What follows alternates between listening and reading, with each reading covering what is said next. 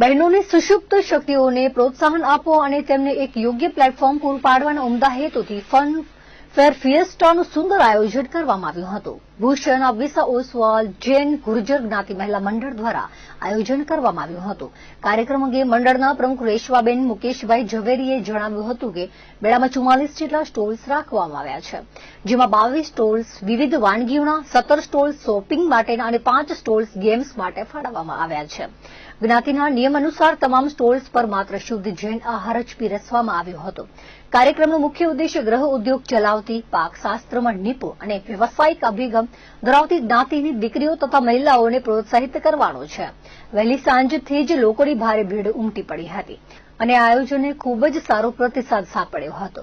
આ સફળ આયોજન પાછળ મંડળના હોદ્દેદારોએ ભારે જહેમત ઉઠાવી હતી, જેમાં પ્રમુખ રેશમાબેન મુકેશભાઈ ઝવેરીના માર્ગદર્શન હેઠળ ઉપપ્રમુખ ભારતીબેન અશોકભાઈ શાહ, સેક્રેટરી નિરૂપમાબેન મધુકરભાઈ શાહ તેમજ જોઈન્ટ સેક્રેટરી રિદ્ધિબેન મૌલિકભાઈ શાહ કાર્યરત રહ્યા હતા.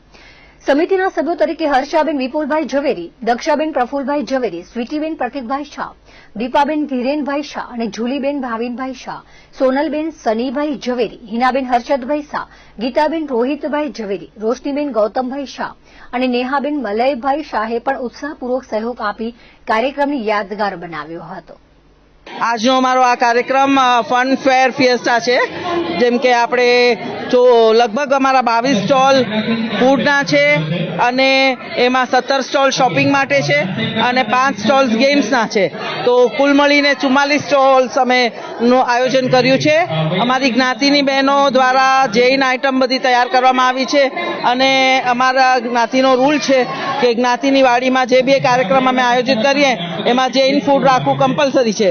તો એ લાઈન પર અમે આ આયોજન કર્યું છે અને બહુ જ સરસ રિસ્પોન્સ મળી રહ્યો છે.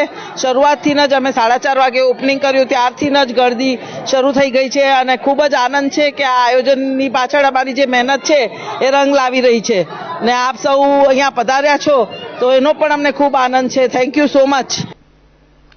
મુન્દ્રા કેલિસ્ટા ફાર્મમાં કચ્છમાં વસતા ચુડાસમા રાજપૂત સમાજનું સ્નેહ મિલન યોજાયું હતું. બાલ પંથકના ચુડાસમા સમાજના પ્રમુખ જયવીરસિંહ ચુડાસમાની અધ્યક્ષતામાં સ્નેહ મિલન યોજાયું હતું. મુખ્ય મહેમાન તરીકે ભાયાવદર પંથકના પ્રમુખ ઇન્દ્રવિજયસિંહ ચુડાસમા, કારોબારી ચેરમેન અને હરપાલસિંહ, ધંધુકા સમાજના માલદેવસિંહ, નરેન્દ્રસિંહ, ઉપપ્રમુખ મહાવીરસિંહ સહિત ઉપસ્થિત રહી માર્ગદર્શન આપ્યું હતું. પ્રમુખ જયવીરસિંહે ધંધુકા ચુડાસમાએ સમાજ દ્વારા ચાલતા શૈક્ષણિક સંકુલ, હોસ્ટેલ અને નવા નિર્માણાધીન પ્રોજેક્ટની માહિતી આપી હતી.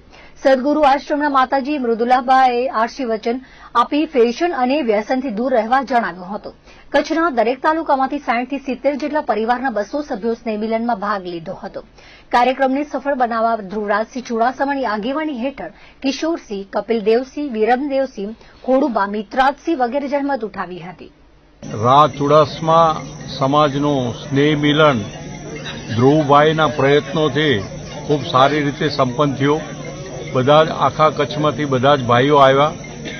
સમાજ સુધારણા, શૈક્ષણિક સંકુલ અને દરેક વાતોની દરેક આગેવાનોએ ચર્ચા કરી, જેમાં ઉપસ્થિત ભાયાવદર સમાજના પ્રમુખશ્રી, ચુડાસમા સમાજના પ્રમુખશ્રી ઇન્દ્રવિજયસિંહ, ધંધુકા તાલુકાના યુવા હરપાલસિંહજી ચુડાસમા, ઉપપ્રમુખ શ્રી મહાવીરસિંહજી ચુડાસમા ધંધુકા, માલદેવસિંહ આંબળી, નંદુભાઈ જસકા અને સાથે ધ્રુવરાજભાઈએ આજે જે પ્રયત્નો કર્યા છે અને સમાજને જે એકત્રિત કરી અને જે સ્નેહ મિલન કરી અને સમાજનું જે ચિંતન કરી રહ્યા છે એ ખૂબ સારી રીતે ચુડાસમા રાજપૂત સમાજ, રા સમાજ આગળ વધી રહ્યા છે. બધા એક થઈ અને આગળ ચાલવું. શૈક્ષણિક ક્ષેત્રે પણ બધું જેમ બને એમ શૈક્ષણિક ક્ષેત્રે પણ આગળ વધી અને બાળકોને શૈક્ષણિક આગળ વધે એવા પ્રયત્નો કરી અને એક શૈક્ષણિક સંકુલ આપણે ધંધુકા તાલુકામાં 100 વીઘામાં કરવા જઈ રહ્યા છીએ. એમાં પણ અહીંયા કચ્છના ચુડાસમા રા સમાજે ખૂબ સારો સહકાર સંપન્ન થયો અને આગળના જે કંઈ પણ બાંધકામ છે એ બાંધકામમાં પણ એમનો યોગ્ય ફાળો મળશે એવી ધ્રુવરાજભાઈ અને સમાજના ભાઈઓ ખાતરી આપી છે અને ખૂબ સારી રીતે સ્નેહ મિલન સંપન્ન થયું છે અને બધા જ ભાઈઓ હળીમળીને રહે છે એનો એક આનંદ છે. અમારે કચ્છમાં ચુડાસમા ભાલના અને ભાયાવદર ભાયતના જે રહે છે એમનું સ્નેહ મિલન દર વર્ષે અમે કરીએ છીએ. આ 5મું વર્ષ હતું. ત્યારે આ વર્ષે અમે ખાલી પરિવાર સાથે કરતા હતા, તો આ વર્ષે એવું વિચાર્યું કે અમારા સમાજના પ્રમુખોને બોલાવી બંનેને. તો ભાલના ચુડાસમા જયવીરસિંહ ચુડાસમા ભડિયાત તેમજ ભાયાવદર અને ઇન્દ્રવિજયસિંહ ચુડાસમાને પ્રમુખ બંનેને બોલાવ્યા હતા. એમના આવવાથી અમને એક નવો ઉત્સાહ અને એક એનર્જી મળી અને આવનાર સમયમાં સમાજ માટે શું કાર્ય કરી શકાય અને સમાજનો શું ઉદ્દેશ્ય છે, કારણ કે ભારતીય બંધારણ જેમ 100 વર્ષનું છે એમ ચુડાસમા સમાજનું પણ બંધારણ 100 વર્ષનું છે. તો દીર્ઘદ્રષ્ટિ અમારા સમાજમાં હંમેશા છે અને વડીલોનું માર્ગદર્શન અમને બધાને ખૂબ સારું મળ્યું અને આ કાર્યક્રમ સફળ બનાવવા માટે અમારા બધા ભાઈઓનો ખૂબ સાથ સહકાર હતો. આવતા વર્ષનો અમારો કાર્યક્રમ છે એમાં જે રા સમાજની હારે જોડાયેલા છે કે જે રા પરિવાર કહેવાય એવા ચુડાસમા, રાયજાદા, સરવૈયા, ભાટી અને રણા એ પાંચેય શાખને અમે ભેગી કરીને સ્નેહમિલનનું આયોજન આવતા વર્ષે કરવાના છીએ. એ પણ અત્રેથી જાહેરાત થયું છે. આ કાર્યક્રમમાં વ્યસ્ત શેડ્યુલ હોવાથી પણ ટેલિફોનિક શુભેચ્છા આપી એવા ડીઆઈજી અમારા રાજેન્દ્રસિંહ ચુડાસમા સાહેબ, યોગરાજસિંહ જસકા, સંદીપસિંહ પીઆઈ તેમજ અત્રે ઉપસ્થિત હરપાળસિંહને દિલ્હી જવાનું હોવાથી પણ એક સમાજની લાગણીથી એમની ટિકિટ કેન્સલ કરીને અત્યારે ફરજિયાત એમણે હાજરી આપી. હરપાળભાઈનો પણ આભાર, નંદુભાઈ જસકાનો પણ ખૂબ ખૂબ આભાર, માલદેવસિંહનો ખૂબ ખૂબ આભાર. તેમજ હંમેશા અમને યુવાનોને માર્ગદર્શન આપતા મારા આદરણીય વડીલ મોટાભાઈ મહાવીરસિંહ, ખાસ આ બધા વડીલોને લઈ આવવા માટે હું એમને જ ફોલોઅપ લેતો હતો અને કાયમ એમનો પોઝિટિવ જવાબ રહ્યો, એટલે મહાવીરભાઈનો પણ ખૂબ ખૂબ આભાર. આ કાર્યક્રમ આવી જ રીતે માતાજીની કૃપાથી હર હંમેશ સફળતા ભર્યો બન્યો રહે અને અમે કચ્છે અમને આશાપુરા માતાજીએ ખૂબ આપ્યું છે અને અમને ગૌરવ છે કચ્છમાં અહીંયા નોકરી વ્યવસાયથી રહીએ છીએ એનું પણ ગૌરવ છે અને અમે ચુડાસમા સમાજ અહીંયા 18 કોમ સાથે હળીમળીને જોડાઈને રહીએ છીએ એનું ગર્વ છે અને અમારા સમાજના પ્રમુખશ્રીને પણ અમે ખાતરી આપી છે કે ક્યારે પણ અમારી જરૂર હોય ત્યારે સમાજ માટે અમે હર હંમેશ ખડા પગે ઊભા રહીશું. ભુજના આવેડી હાઈસ્કૂલ પાસે આવેલ રસી કરતીરા પાર્ટી પ્લોટ ખાતે મારું કંસારા સોની જ્ઞાતિ ટ્રસ્ટ પ્રેરિત મહિલા મંડળ ભુજ દ્વારા આયોજિત સમૂહ શ્રીમદ ભાગવત સપ્તાહ જ્ઞાન યજ્ઞના શ્રવણ માટે શ્રદ્ધાળુઓનો અવિરત પ્રવાહ જોવા મળી રહ્યો છે. રવિવારે ભવ્ય પોથી યાત્રા બાદ વિધિવત રીતે પ્રારંભ થયો હતો. કથાના પ્રારંભે વક્તા પરમ પૂજ્ય જનકરાય ભટ્ટ દ્વારા ભાગવતજીના વિવિધ પ્રસંગોનું રસપાન કરાવવામાં આવ્યું હતું.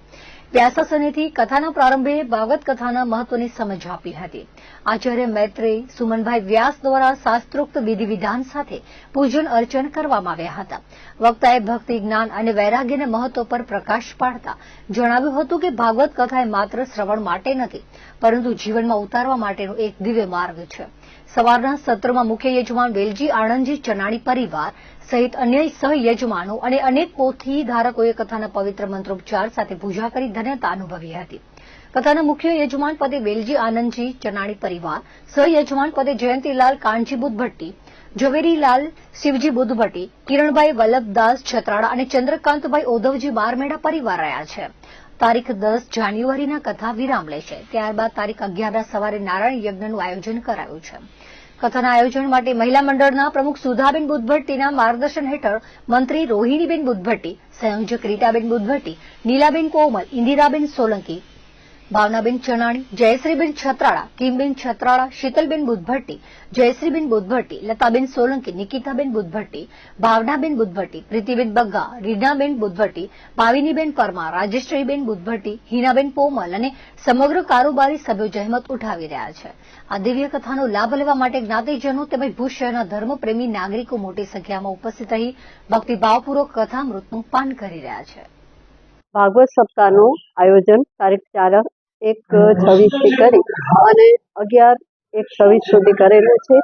જેમાં અમારા આચાર્ય પદે શ્રી મૈત્રેયભાઈ વ્યાસ છે અને મુખ્ય વક્તા અમારા જનકરાય ભટ્ટ છે, જેઓના સન્મુખે અમે બધા કથાનું શ્રવણ કરી રહ્યા છીએ. અને કથા દરમિયાન દરરોજ વિવિધ અવતારોનું અને વિવિધ દર્શનોનું પણ અહીં આયોજન કરવામાં આવ્યું છે, જેમાં જ્ઞાતિના દીકરા દીકરીઓ બધા જ આ વેશભૂષામાં આવશે અને અમારા જ્ઞાતિજનોનું મનોરંજન પણ સાથે કરશે.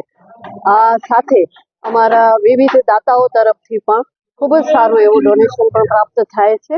તેમજ અમારા સાથે સાથે સંતો મહાત્માઓને પણ અમે અહીં આમંત્રણ આપેલા છે.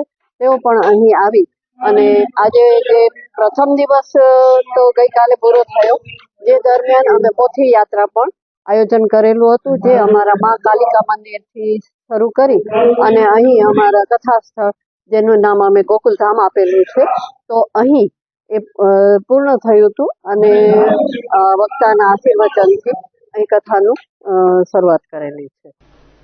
દર્શક મિત્રો, તો અત્યાર સુધીના કચ્છ ટીવી સમાચાર. ફરી મળીશું નવા સમાચારો સાથે, નવી અપડેટ સાથે. ત્યાં સુધી મને રજા આપશો. નમસ્કાર.